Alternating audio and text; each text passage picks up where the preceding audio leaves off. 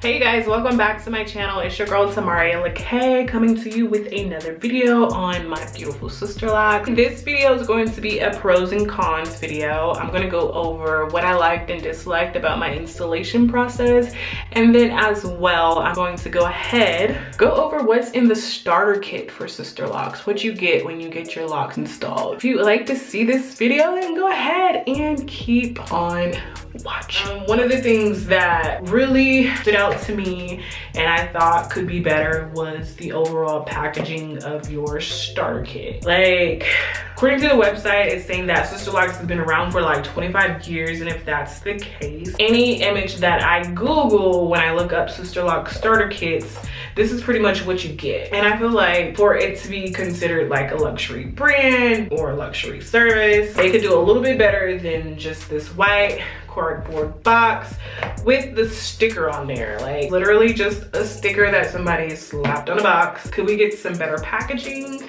for this luxury brand of locks that we are investing in? I would like to see the company put a little more thought and effort into it. But anyway, let me just go ahead and get into what's inside the box.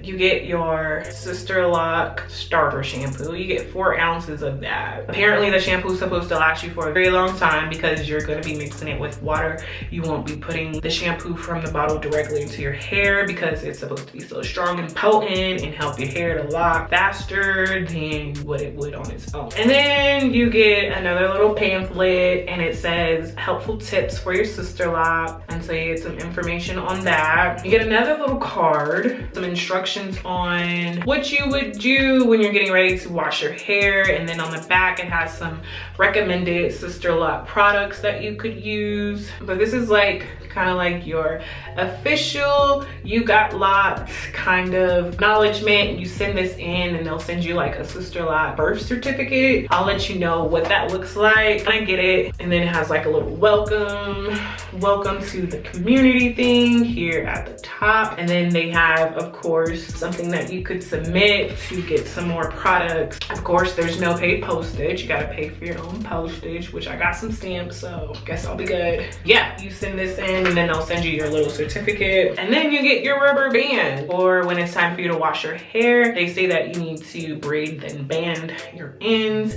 and it's easier to do it when you have colorful rubber bands, which I get the concept. I feel like if braiding and banding is gonna be something that we're gonna be having to do to our hair a lot, maybe they could give us a whole pack of these instead of just like a little Ziploc bag with about 15 of them, like give us a whole pack. You feel me? And then that's pretty much it. That's what you get in your sister lock starter kit. I haven't even like washed my hair yet, and I have a ton of shrinkage still.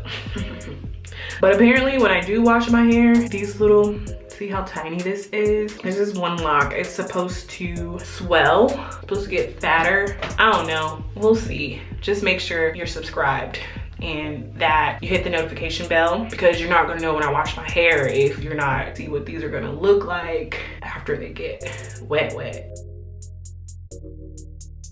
So I was watching a video last night on 5 things that you're probably doing that are preventing your sister locks from growing and being as healthy and as beautiful as they possibly could.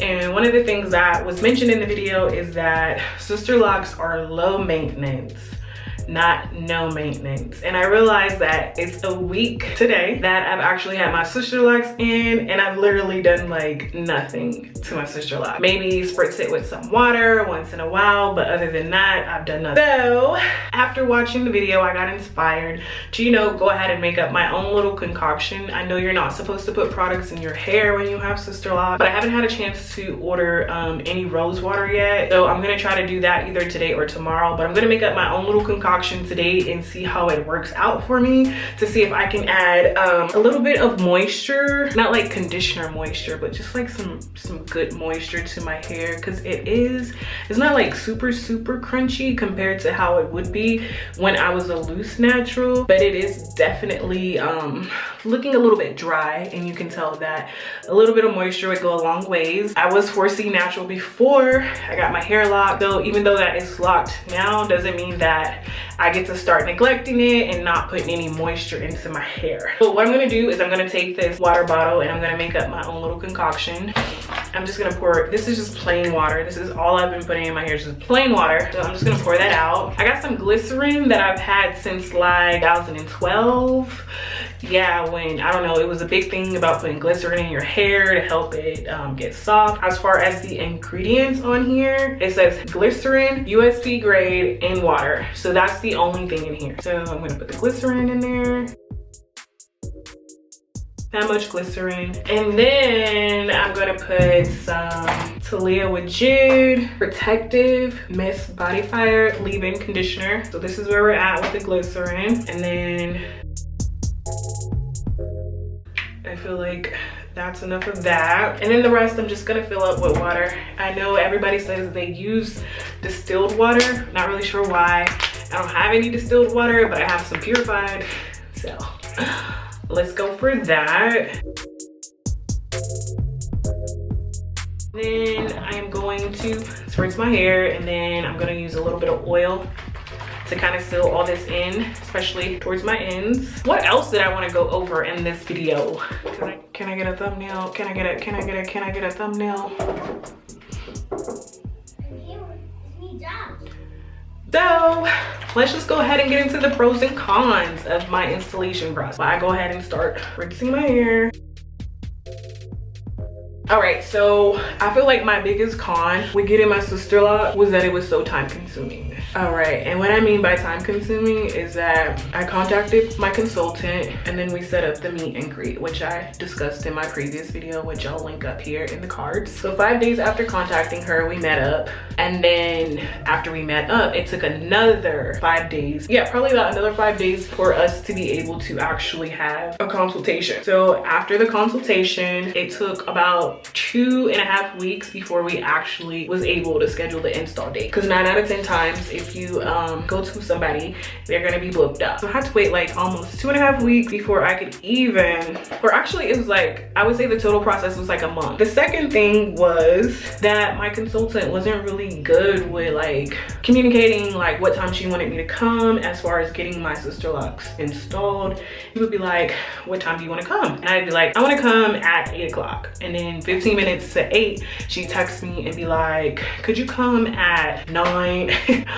Or could you come at a different time? So she was always asking me what time I wanted to come to get my hair started for the installation process. But then 15 minutes prior to that time, she was kind of like bailing out and asking for another time. And I didn't really mind the times that she was giving me. It was just a little bit frustrating. Like, lady, you asking me what time I want to come, and then I pick a time and then it's not ever available. So that was a little bit frustrating in its own, was that whatever time I picked was not the time that we got started. What else was a con? Probably the cost. I feel like when you're paying as much money as you pay to get sister locks, I feel like it should come with like grade A customer service. And I feel like for the most part, my consultant, she tried. I'm not really one to complain. I know everybody's human, and when you have the opportunity to run your own business, you run it the way that you want to run it, not the way that people expect you to run it, which is kind of the luxury that she has with taking the training to become a consultant. She gets to run her business the way she wants to. This side is trying to come together. It's trying. Hopefully, I'm really praying that the loose ends aren't that big of a deal and that my locks don't have to be repaired or anything like that because of the loose ends. This is how much I used of the concoction. It was probably like right there. My scalp is kind of itchy. I've been kind of patting it.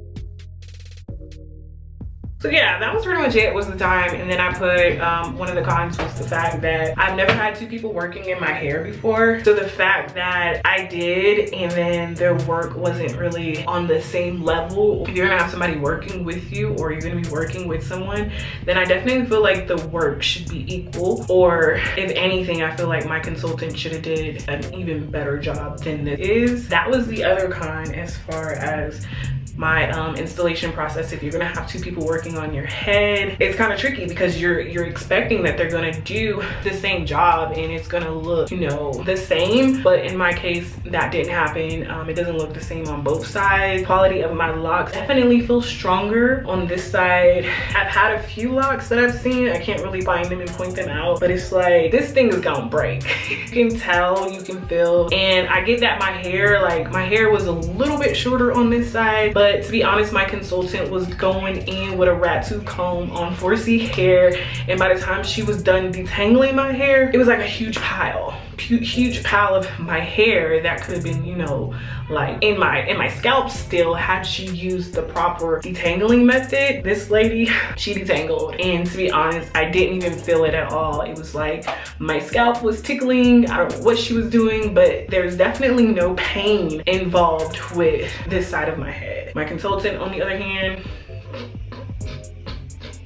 and then, I don't know if this has happened to anybody, but has your consultant ever used hair clippers to make sure that your parts are even? My consultant did. The parting to me, I felt like looked sloppier when she went in with the clippers than how it looked if you would have just left it natural, or if she would have just left it natural. So it was kind of weird. She was going in with the clippers, trying to make sure that the parting was straight, which I thought was not necessary. Like, if you can get it as straight as you can with the comb, then I feel like that's good. That's all we really need to do. This is like the thin side of my hair too, so I was like, why is she doing this? And she was like, oh, you had some breakage and I'm just trimming off the breakage. But then it was just like, it went from you trimming off the breakage to making sure that the parts were straight. Those are pretty much all of my cons. And then my pros is basically that I have more manageable hair. It's easy for me to deal with on a day-to-day basis. Even though I haven't really gotten into the process of styling my hair and trying to manipulate it more, just the fact that I can just take off my bonnet, spritz it with some water, and then pretty much be good to do whatever I need to do. Like, it doesn't take me a lot of time to do something simple to my hair in order for it to look decent, versus when I was a loose natural, it would take hours. It's very low maintenance, which is one of the pros that I really like about having sisterlocks. I have a new perspective of the way I carry myself. Like with sisterlocks, I really don't have a preference or a want to be wanting to wear a lot of weave in my hair anymore. I feel like my natural hair is sufficient enough to be seen on a day-to-day basis, in and out of public, without me having to wear like a scarf or a bandana or a bonnet or a hat or anything like that. I feel kind of good that I got to join the sisterlock community. It's a lot of wonderful women. I'm looking forward to meeting them and getting to know them. The fact that I got to meet the two women that worked on my hair, like, apart from the few cons that I had, they were really awesome women. They had great stories to tell. They were funny, and it just, you know, gave me an insight on what it's like to be a sisterlock consultant. Like, they're not perfect, so I can't expect, you know, oh, they need to be perfect and they need to do this and they need to do that. Like, they're human just like me. They mess up just like me. I've been looking under this cabinet for some oil. I need to hurry up, put some oil in my hair before it dries up. I'm just gonna use this. I do have like castor oil and tea tree oil and all kind of other oils. I just don't really feel like getting under there and looking for them at the moment. So I'm just gonna do about, if you can see that.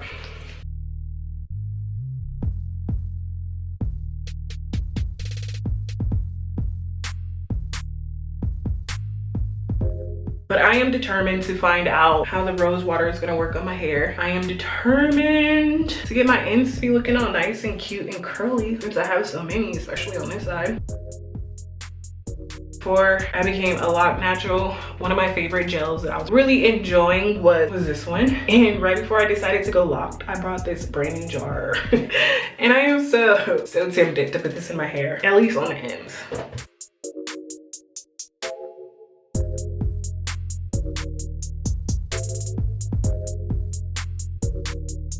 So you guys, make sure that you go ahead and hit that subscribe button and hit that notification button and hit that share button. That's 3 buttons. You can hit all of them in less than 10 seconds. Let's go.